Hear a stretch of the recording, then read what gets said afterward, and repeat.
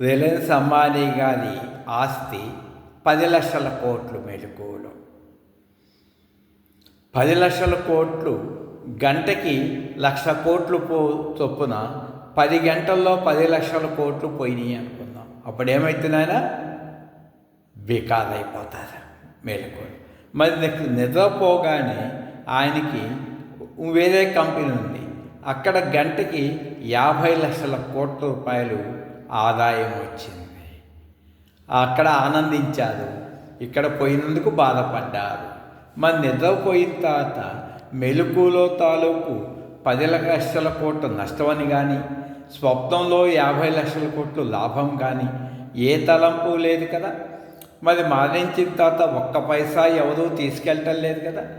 అలాగే Elon Musk గారు కానీ, ట్రంప్ గారు కానీ, బిల్ గేట్స్ కానీ మీరు చూస్తున్నది వెంటరాని సంపదను చూసి మోహంతో పరుగులు తీస్తుంది మనసు.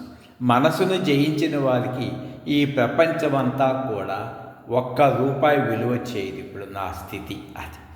ప్రపంచమంతా ఒక స్వప్నము.